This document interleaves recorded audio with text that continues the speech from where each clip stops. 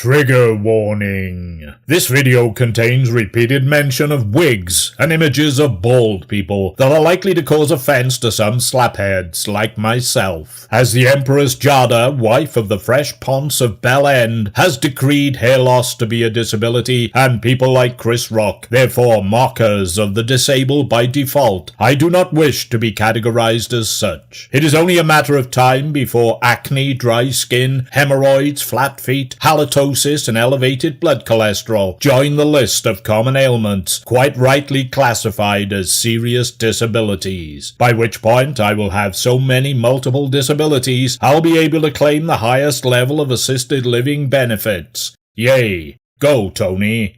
Meanwhile, to atone for any misconception that I am an uncaring asshole, I wish it to be known that any financial revenue generated by this video will be donated to the charitable organization Balderdash, the Slaphead Trust, founded by that famed Irish wig maker and philanthropist, Albert O'Pisha. Thank you. P.S. I feel it time to confess that unlike Chris Rock, I am not a pacifist. If anyone smacks me in the chops, irrespective of who they are, my automatic response will be to punch them back until they stop breathing.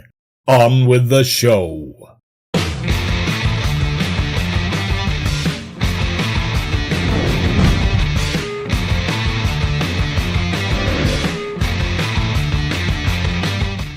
Top of the morning to you and the rest of the day to yourself. My name is Tony. Begorra and bejesus, I'd almost forgotten about this one. That was until someone brought it up in relation to Patrick Stewart and the memories came flooding back. Yeah, thanks for that, Bodie of CI5. I'm not going to go too deeply into the Northern Ireland ethno-political situation which Hennessy exploits as the basis of its narrative. It was an internal war in which a lot of innocent people suffered mightily in one way or another. Historically and ideologically complex with a genesis stretching back centuries, so I'm in no way qualified to do it any real justice. A simple depiction for the sake of background purposes might be thus. The modern conflict began in the 1960s and generally continued until the Good Friday Agreement in 1998. It involved two main opposing factions, the Unionists, who were mostly Protestants and wanted Northern Ireland to remain part of the United Kingdom, and the Nationalists or Republicans, largely Catholics, who wanted Ireland to leave the UK and become part of a United Ireland. It is often misconceived of as being an essentially religious conflict, but that is far from strictly the case. On the one side you had the paramilitary factions, the Provisional Irish Republican Army, the IRA, and the Irish National Liberation Army, NLA, and on the other the Ulster Volunteer Force, UVF, and the Ulster Defence Association, UDA. In the middle of this was the Ulster Royal Constabulary, the predominantly Protestant police force. A literal civil war kicked off, and in 1969 the British government thought we'll have some of that and sent in the British Army as a peacekeeping measure. How well do you reckon that went? Yeah, about as well as you'd expect.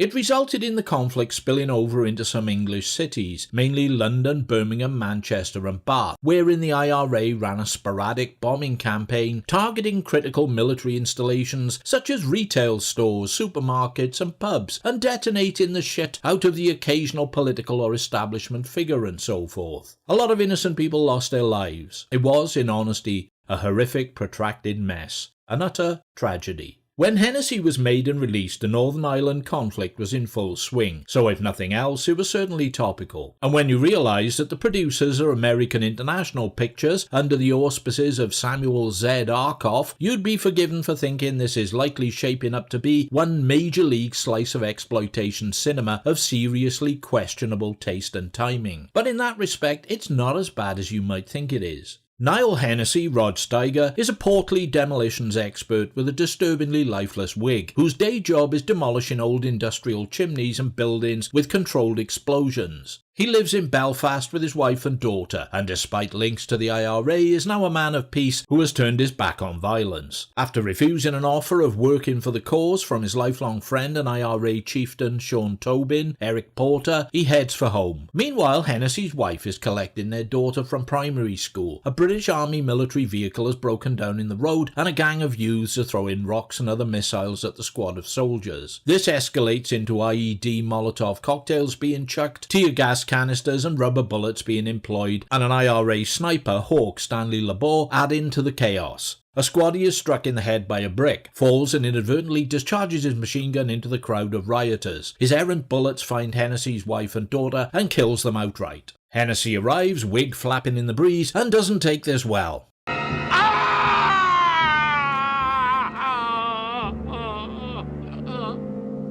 Which seems fair enough when all is said and done, I suppose. On the day of the funeral, a grief-stricken and vengeful Hennessy boards a flight to London. He's got a plan. He's going to make a suicide jacket from sticks of dynamite nicked from a quarry, impersonate an English MP, infiltrate the seat of British government on the day of the Queen's State opening of Parliament, and blow up attending members of the royal family along with anyone else in a 50-yard radius. That's right, he's going to turn Her Royal Majesty and her family and government into flying fragments of swamp shit. Tobin and his IRA compadres get wind of this preposterous undertaking and decide that Hennessy needs to be eliminated. Inspector Hollis Richard Johnson, a former British operative in Northern Ireland, is out to find and stop Hennessy, as well as apprehending or killing the IRA team dispatched to ice his clock. With the odds increasingly stacked against him, Hennessy is going to need the luck of the devil to succeed, to be sure. So what do we have for entertainment? A troubled production for a start. Original director John Guillemin, who did The Blue Max, The Bridge at Remagen, Shaft in Africa and The Towering Inferno, dropped out to work on a remake of King Kong instead. Smart move? Yep, but not by much. Don Sharp, just rapping on the big screen version of the marvellous Callan TV series, was parachuted in as a replacement. Rod Steiger, a method actor with little method in his madness when it came to quality control, was a lauded Hollywood great for roles in On the Waterfront, The Pawnbroker and In the Heat of the Night. He veered wildly between astonishing versatility and capability in some classic movies to extremely hokey theatricality in some truly awful stinking bad choices. If the line between genius and madness is thin, for Steiger, it hardly seemed to exist at all in much of his scattergun career. At his best, he could be an astounding talent, but at his worst, he was a fucking nightmare.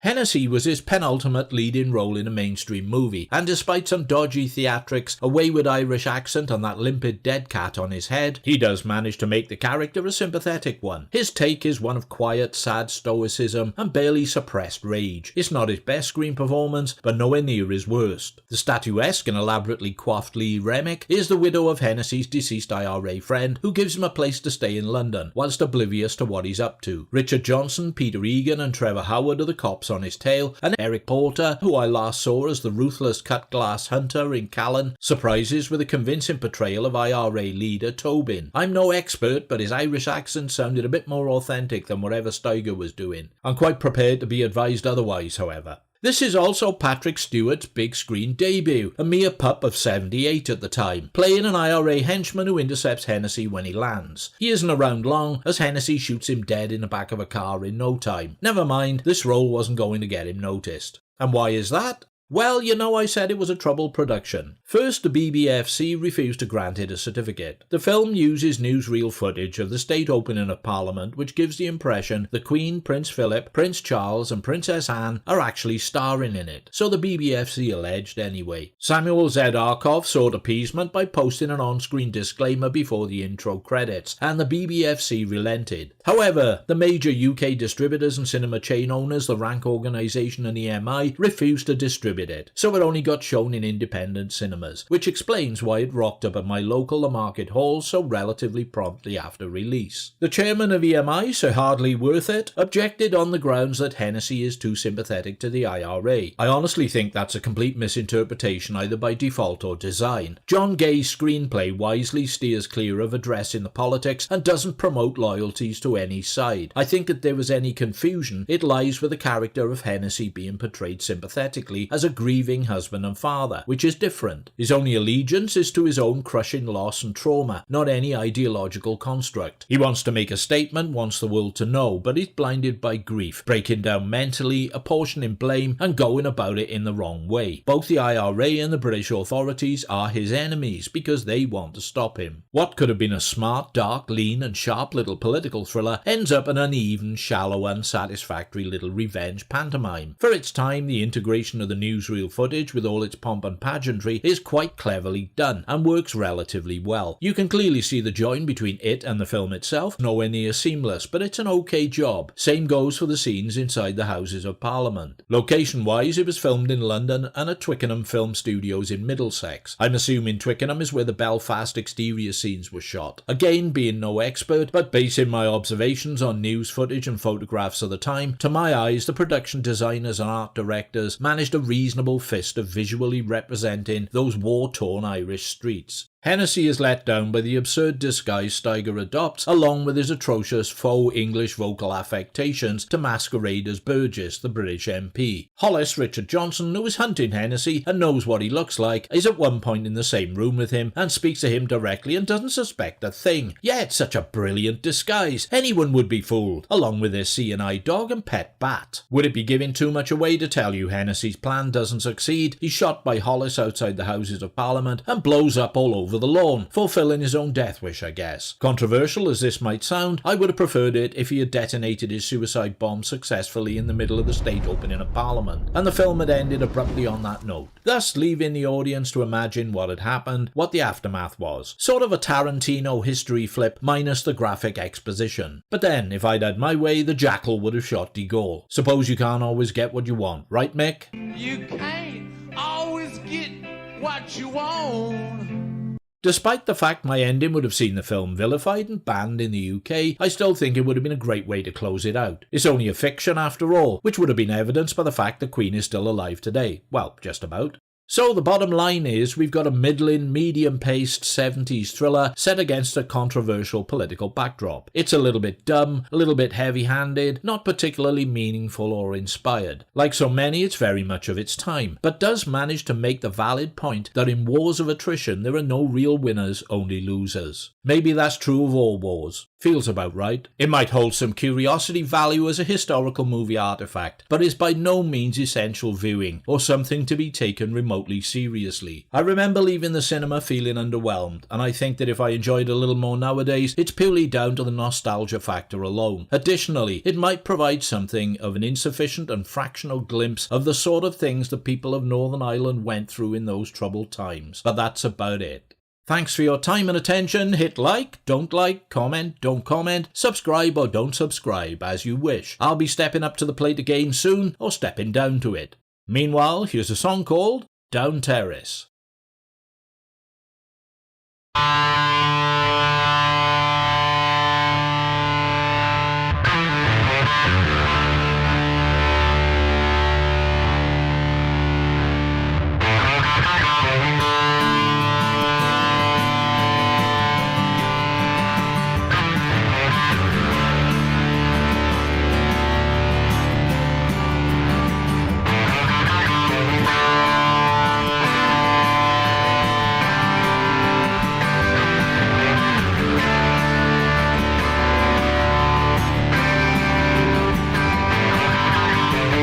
Behind every curtain, there's a watchful face, and every curtain's midnight lace. People disappear in this place. People disappear without a trace.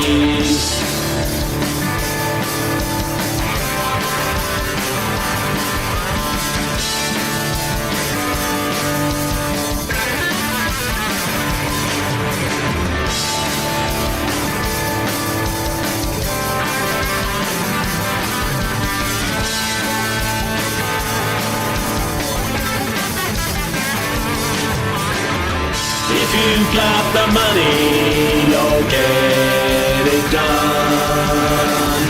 If the price is right, you can lose someone. Just be careful what you do and say. Only offer we got on Down Terrace today.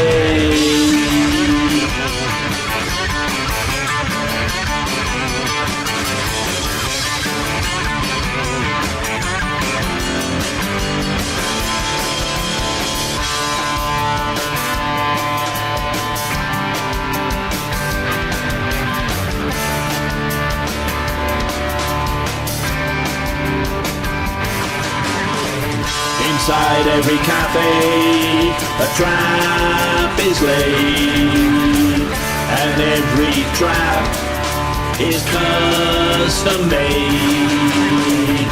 Got a belt and passing trade, allotment, quick line, and garden spade.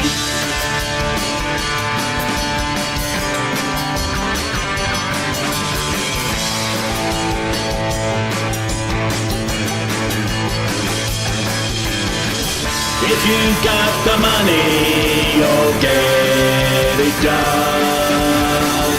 If the price is right, you can lose someone. Just be careful what you do and say. Only offer we got on Down Terrace today.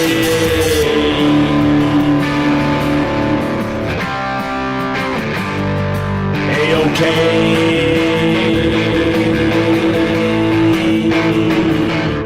it's okay.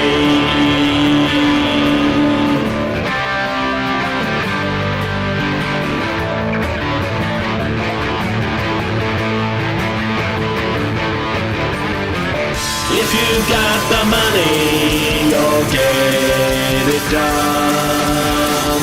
If the price is right, you can lose someone. Just be careful what you do and say. Only offer we got on Down Terrace today.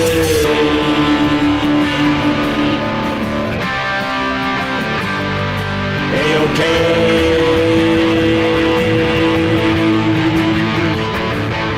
That's the way.